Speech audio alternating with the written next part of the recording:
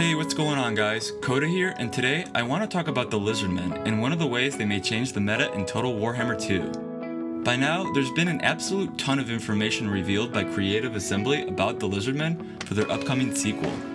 But there's even more information out there that's fallen through the cracks. There's a lot we can now infer about exactly how the Lizardmen will play on the battlefield, and thus how they will fare in the meta against the current armies we all know and love. By now, we've all seen the incredible gameplay of the actual Lizardmen quest battle from dozens of different YouTubers and influencers across the internet, each one showing it in their own unique way and revealing something a little different each time. We've also seen the interview at E3 with the Mazdamundi skill tree in the small battle where he's on Zlok, the one where he uses the Comet of Cassandora. But just in case, I'll link the official Total War videos as well as a pre-order for Game 2 in the video description below. Now, of course, before I jump into a discussion about how the Lizardmen will play, I have an obvious disclaimer. I haven't played them. So this all comes with a huge grain of salt. I just began this YouTube thing and I'm on the outside looking in, just like everyone else. But nevertheless, as far as the children of the old ones are concerned, we just need to take what's been confirmed and fill in the blanks by reading between the lines. Then it's just a matter of putting the pieces together. The Lizardmen will be absolutely brutal in head-on engagements. More than any race before, the Lizardmen will allow players to simply just steamroll into the AI when they jump into the campaign, or perhaps even unaware human players on multiplayer. With monsters, mass, and weapon damage that will crush anyone in their path, the Reptile Monster Mash will run anyone foolish enough to stand complacent in front of them, human and AI alike, straight into the ground. Little side note, I think that something like this, something geared towards new players, is a very, very good thing for Total War and for the entire community, and I don't think that the Lizardmen will be automatically an easy mode army or overpowered or anything like that, but I do think that they will be a good beginner faction, and I think that this game in general will be more welcoming to new players, but I do plan to make a separate video on that. The Lizardmen in the meta. Obviously, one of the defining anchors in the Lizardmen army will be monsters.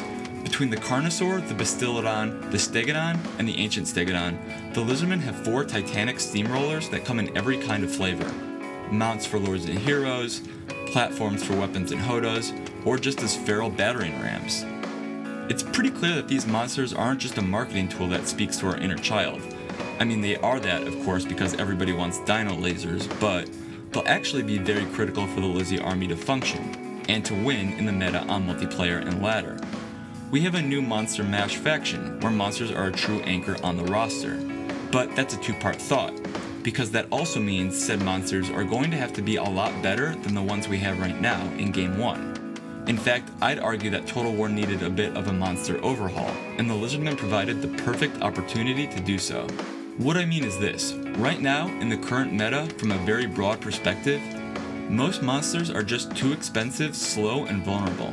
Thus, they're not that competitive or common. Now again, that's a very broad statement. There are of course scenarios where using monsters in Total War 1 still is competitive and common, but only in a few very specific ways. The meta has developed niche trends with monsters in the following 3 flavors. First, when you do see them, they're most commonly the mount for an army's lord. They're flying and alone, as in the only monster on the field. Far and away, this is the most competitive, cost-effective, and common way you see monsters in multiplayer right now. The Empire Griffin Lord, Wood Elf Forest Dragon Lord, Chaos Lord on Manticore, even Bretonnia Vampires and Greenskins do this sometimes. The second most common way is actually a one-man show. You see the Dragon Ogre Shaggoth in most Chaos armies. A monster that, while earthbound, is faster than other monsters on the ground, does insane damage, and most importantly, fills a hole in an army that really needs it. In fact, I believe the Shaggoth is actually the base model CA used to develop the Lizardmen monsters. I think the Spider Queen would be included in this, as she's a very good unit that's fast with a ton of utility, but right now you don't see her as much because she's in an army with an abundance of choices and different options to fill in the gaps for much cheaper.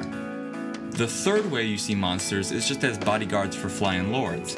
For select armies, Chaos and Empire mostly, Amber Wizard on Griffin, Chaos Feral Manticore, and then, flying units like Pegasus Knights or Hawk Riders, but they're not really monsters. But the most uncommon way you see monsters is pretty much all the rest of them. The lumbering brutes that accompany the front line into battle. the lone giant, the lone treeman, the lone purchased centaur, the terrorgeist, the forest dragon. Vargulfs you see a bit more, but you know, only in specific matches. Of course, I'm not saying that these units are never used. They are still in play sometimes, and I'm not saying that they're not good. They can be very, very good. But all in all, landlocked, earthbound monsters are not in vogue, if you will, in the current Total War Warhammer meta. They're very slow, very large walking targets for missiles and artillery. And they often have such poor armor that every arrow, pistol, and fireball really stings. If only there were some monsters that were armored from head to toe, near impervious to any small arms fire, hit like a truck, and were fast enough to close the distance very quickly. And also came in a variety of flavors and gold costs. Yes, this is how it all comes together. The Lizardmen are redefining the land monster game in this way. The Bastiladon, Stegodon, and Ancient Stegodon will all be armored better than almost any monster in Total War 1. The Carnosaur will be armored fast and hit hard. And I mean very, very hard if you've seen the videos. In fact, that's another thing the lizard monsters will do better than their old world counterparts. I mean, obviously all monsters hit hard in the sense that they have huge weapon damage, but speed, charge bonus, charge acceleration, and the ever-elusive mass are mostly lost on all save the Dragon Ogre Shaggoth. But there isn't a question about the new reptiles. The videos are out there. We've seen almost all of the Lizardmen monsters in engine, in battle, and in combat. They are absolutely brutal. They knock entire infantry units back like cav charges do. All of them can pretty much indiscriminately plow through one unit and get to the one behind it as if it weren't there at all. They shrug off arrows like nothing, proving their huge armor goes way above the scaly skin special rule of Total War 1. They're going to redefine frontline engagements, which will pretty much redefine the rest of the battle. Positioning and movement will become more important in the meta in order to overcome them. See, the Lizardmen army being composed of several fast, heavily armored monsters has a lot of implications for multiplayer in general, because what counters that? In the footage that we've seen, the High Elves have gotten absolutely curb stomped by these guys, which I know a ton of you have really secretly enjoyed. But conveniently, they didn't have any of their good anti-large units in those battles, and no, the Citizen Spearmen don't really count. Phoenix Guard and Dragon Princes will presumably both be potent, armor-piercing anti-large units that could have fared a bit better against the Lizard Monster Mash and the High Elf army. But I think one of the real counters will be something we all love to use but rarely sees the field in competitive play, that being artillery. Now, I'm not going to get into artillery and why you only see it in very limited amounts, but long-range firepower with huge damage and armor piercing is the one thing that's going to help stop the Lizardmen tanks before they cause too much carnage. I think as a whole, Lizardmen will be an army that doesn't have a ton of long-range capability. What little range power they have, like the blowpipes and even the solar engine, will be relatively short-ranged. Of course, they may have one or two exceptions, like perhaps the giant crossbow, but as a whole, they will need to close the distance very quickly.